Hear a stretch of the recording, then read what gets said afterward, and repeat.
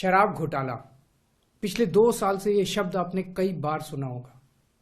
2 साल से बीजेपी की सारी एजेंसीज कई रेड मार चुकी हैं, कई लोगों को गिरफ्तार कर चुकी हैं, लेकिन अभी तक एक भी पैसे का हेरफेर कहीं नहीं मिला, कहीं से एक भी पैसा नहीं मिला। अगर भ्रष्टाचार वाकई हुआ है तो इतने करोड़ों रुपए गए कहां?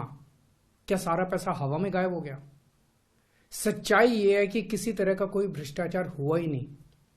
अगर होता तो पैसा भी मिलता। ऐसे फर्जी केस में आम आदमी पार्टी के कई नेताओं को इन्होंने अभी तक जेल में रखा हुआ है।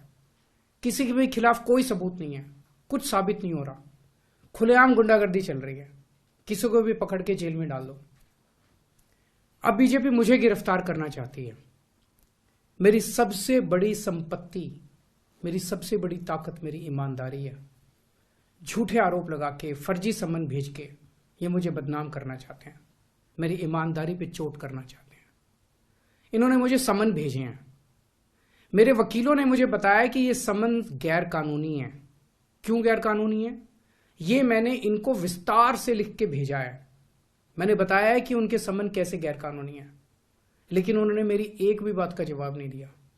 इसका मतलब उनके पास मेरी बातों का जवाब नहीं है। इसका मतलब वे भी मानते हैं कि उनका नोटिस गैर कानूनी है। क्या मुझे एक गैर कानूनी समन का पालन करना चाहिए? अगर कानूनी रूप से सही समन आएगा तो मैं पूरा सहयोग करूंगा। बीजेपी का मकसद जांच करना तो है ही नहीं। इनका मकसद तो लोकसभा चुनाव में मुझे प्रचार करने से रोकना है। ठीक लोकसभा चुनाव के पहले इन्होंने मुझे समन भेजा है। क्यों? इस जांच को चलते 2 साल हो गए।